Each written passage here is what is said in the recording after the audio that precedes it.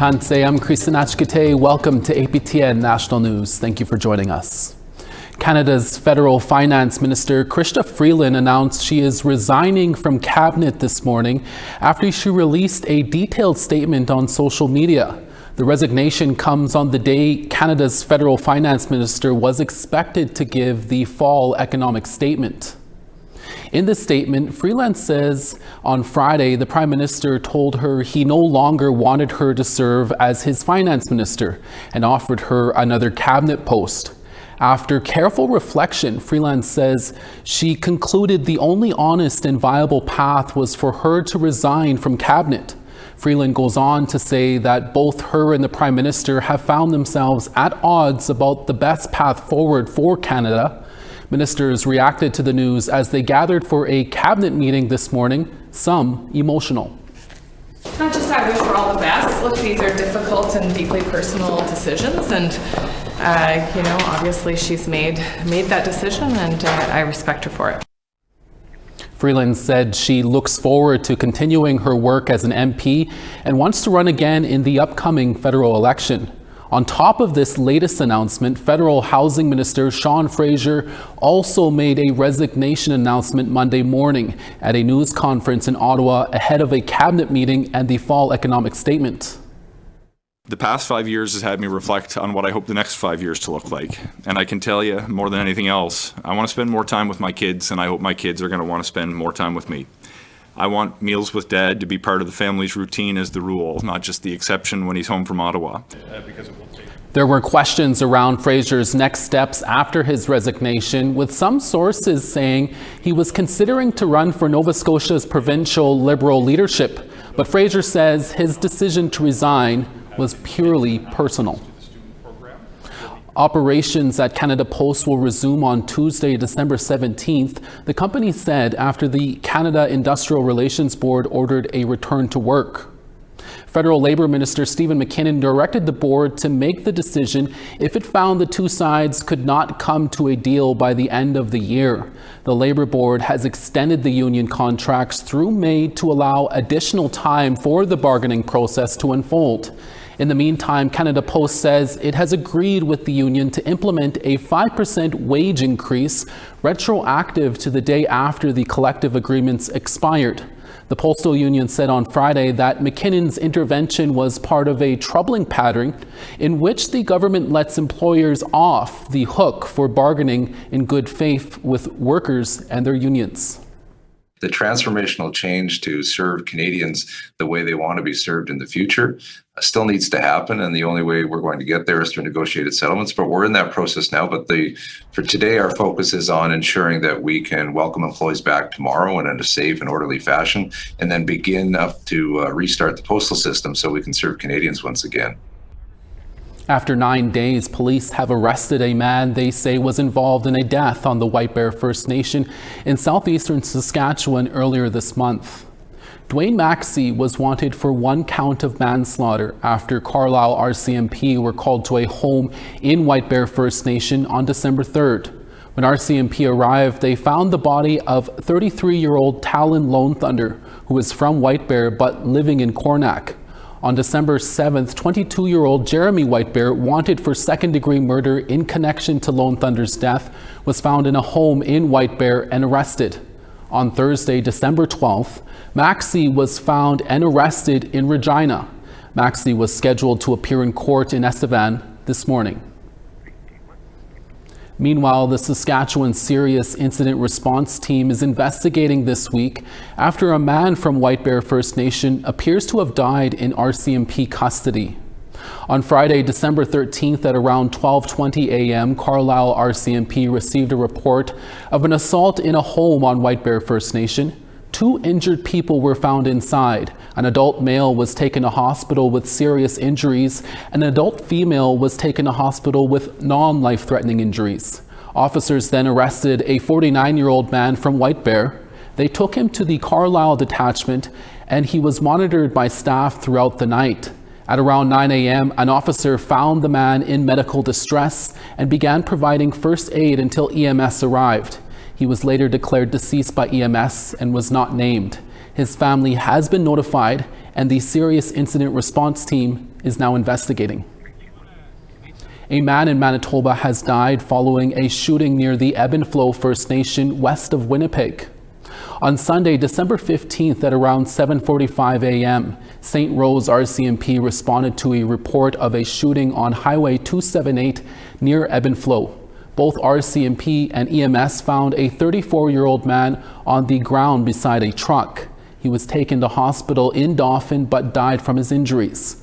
RCMP later arrested a 53-year-old man in a home in Ebb and Flow. He was arrested without incident and remains in custody. No names have been released. Manitoba RCMP Major Crime Services is now investigating this week. The Alberta Serious Incident Response Team, or ASIRT, have released their findings on the shooting of an Indigenous man from 2020. ASIRT's mandate is to investigate potential misconduct in police and RCMP. Their report indicates that 51-year-old Barry Glenn Cardinal called 911 several times on September 20th in 2020 and asked the operator if they wanted a shootout. He asked the police to come with firearms and to take him out. Athabasca RCMP responded to the scene in Calling Lake, Alberta. Witnesses say Cardinal was drinking heavily and was mentally distraught. The report says Cardinal raised his rifle and an RCMP officer fired several times. He died on the scene. ASIRT's report says the shooting was done in accordance to proper protocols and there was no wrongdoing by the officer. It's been almost 6 months since a mining disaster took place in north central Yukon. Now the First Nation is at the center of the incident, is looking into the Auditor General of Canada to help it hold governments accountable. Here's APTN Sarah Connors with the details on that story.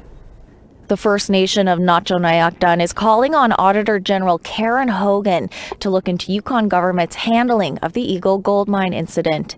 It also wants Hogan to investigate broader issues surrounding mineral management in the territory. Victoria Gold's Eagle Gold Mine is located on Notchonayakdun's traditional territory near Mayo, Yukon.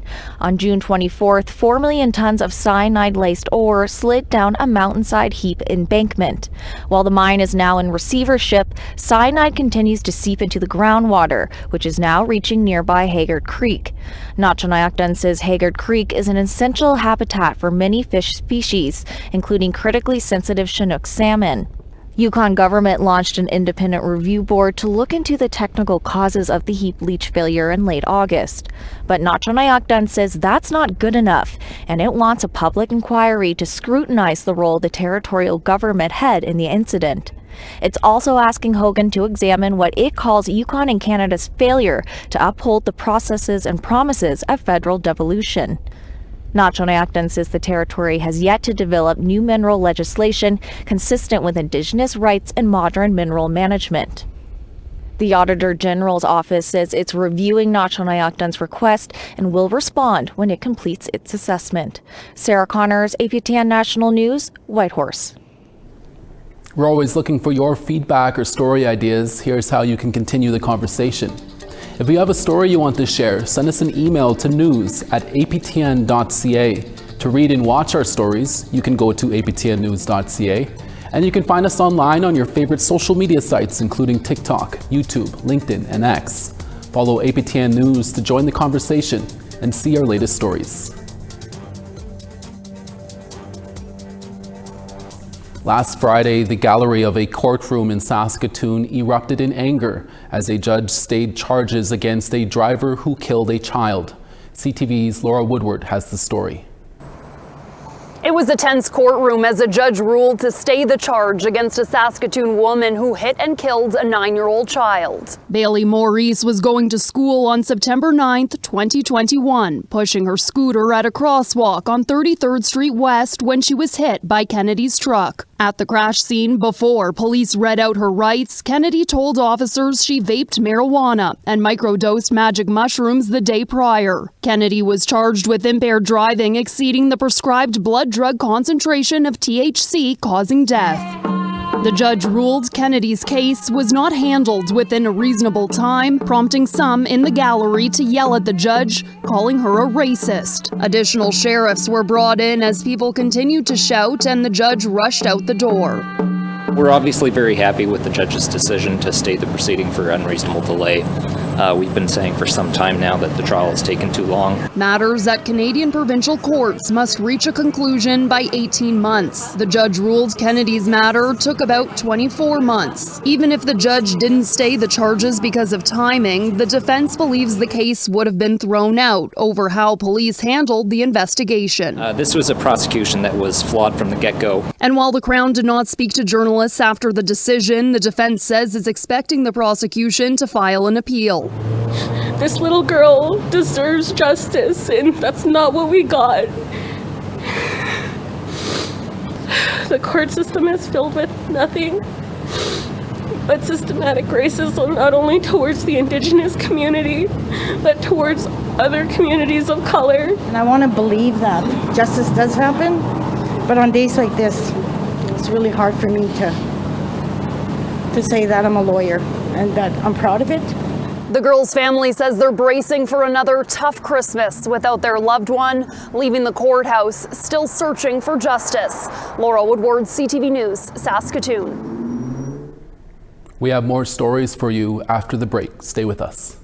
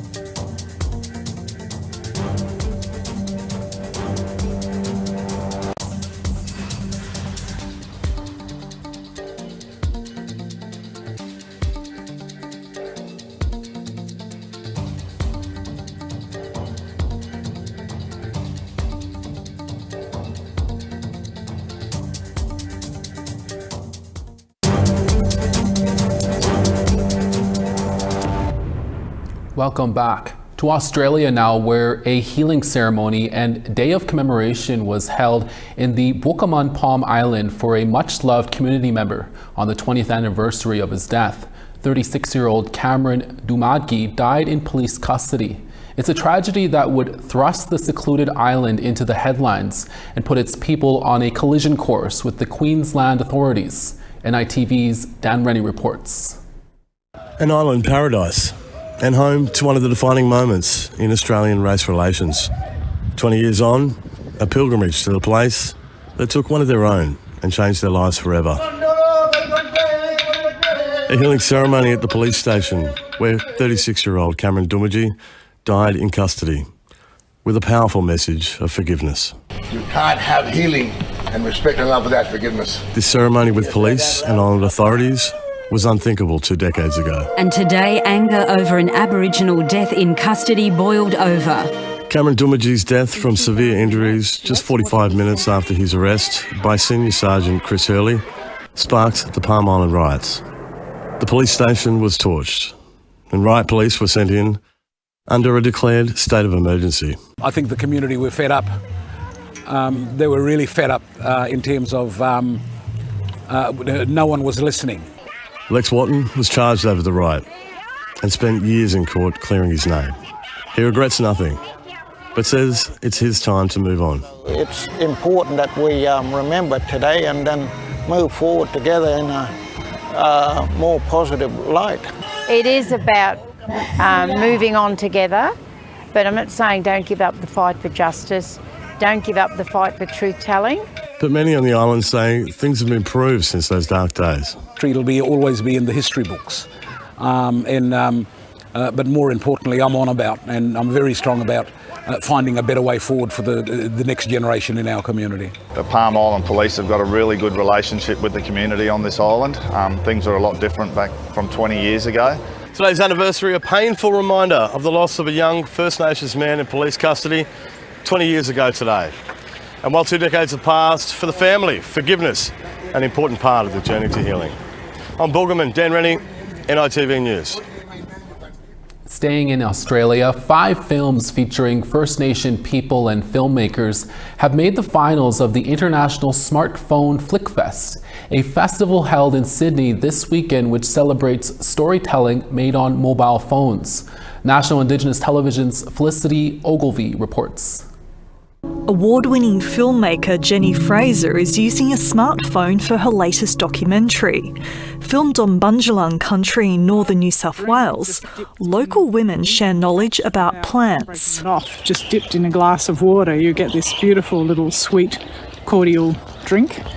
I want others to know that there's women out there who can speak on behalf of women's places and speak on behalf of bush food, because that's women's business, and put the face to the name.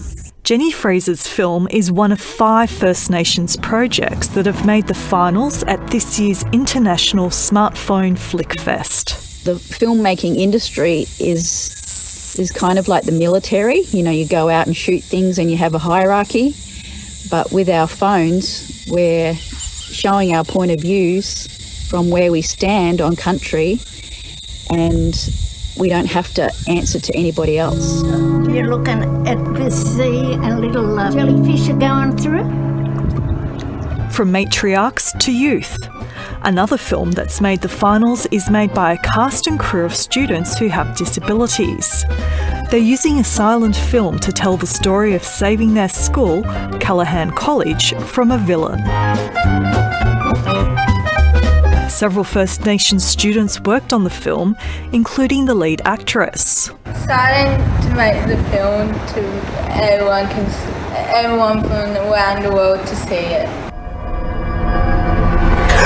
The horror of social media is explored by another First Nations finalist, 15-year-old Sydney teenager Charlie Fletcher. In her film, the main character gets so obsessed by her phone that she is swallowed by her device and becomes part of social media. I hope that people really see that there's a lot more behind just like endlessly scrolling. It's like you get addicted, you lose friends, like social life, like it's almost like you disappear sometimes. You're gone for hours scrolling. The teenager is following her dream of becoming a professional filmmaker. Felicity Ogilvie, NITV News. We now want to tell you about last week's web poll results. Last week we asked, do you feel the Assembly of First Nations is making a difference? More than half answered no with 56%, while the rest were almost split with 20% saying yes and the other 24% answering I don't know. Next we asked, Should there be alternatives to swearing an oath to the king for new politicians? 64% answered yes, there should be an alternative. 26% said no, and 10% were unsure. And lastly, are financial pressures affecting your Christmas shopping?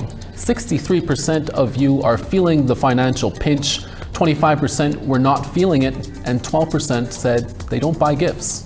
Thanks to all who took the time to answer, and check out aptnnews.ca for our latest website poll questions. One man in Winnipeg hopes to make the city a little safer with his music. That story when we come back.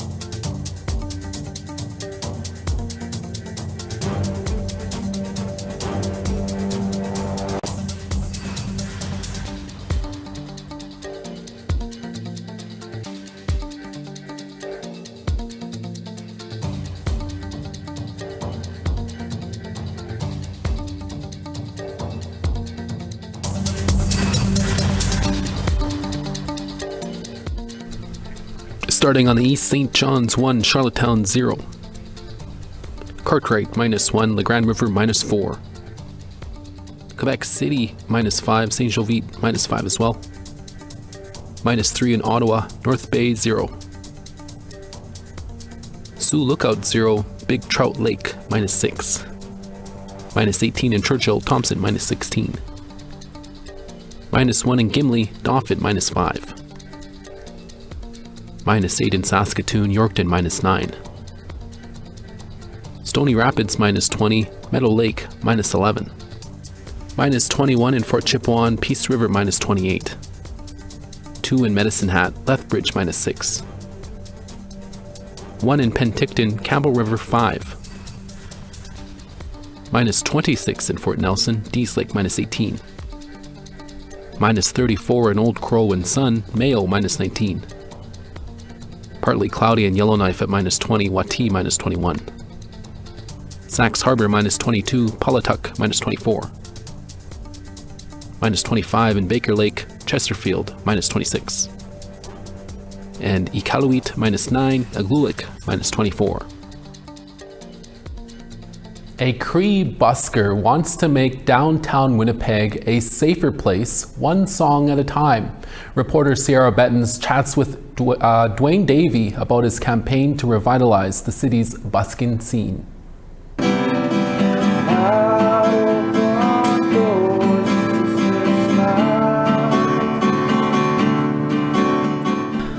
During the lunch rush, busker Dwayne Davey serenades Winnipeg's working crowd.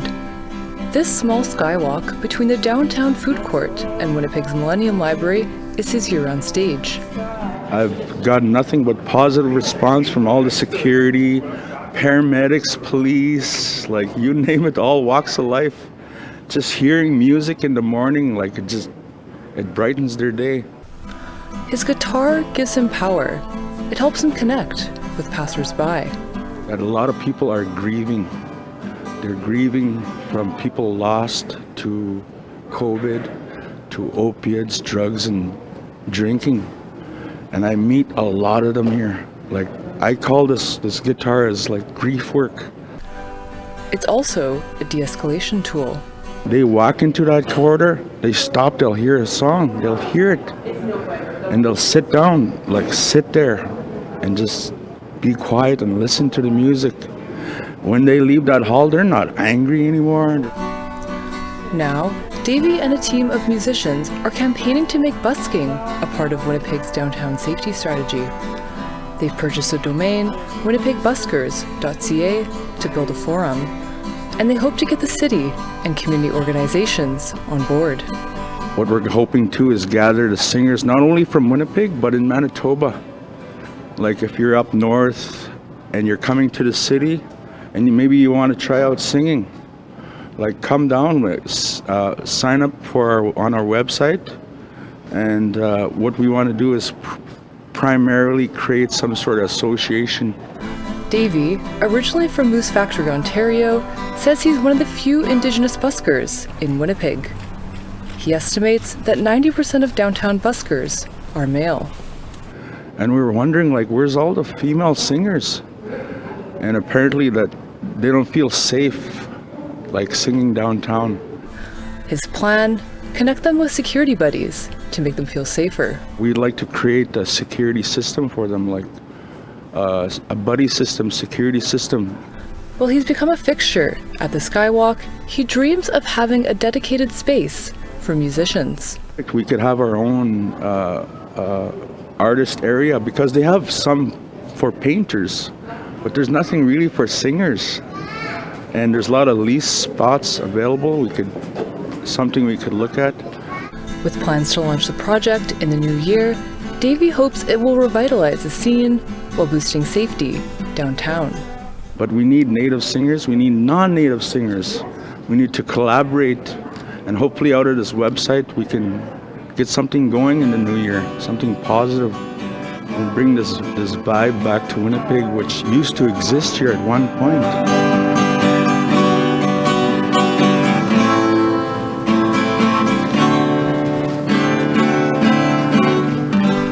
Sierra Bettens, APTN National News, Winnipeg. Right on, Dwayne Davey. Love to see it. And that's your daytime newscast for this Monday, December 16th. We're back again for your evening newscast with more stories. Make sure to join us then. From everyone at our HQ in Winnipeg and from our reporting staff from across the country, hi miigwech, masicho, kwana. Thank you for watching, and we'll see you again.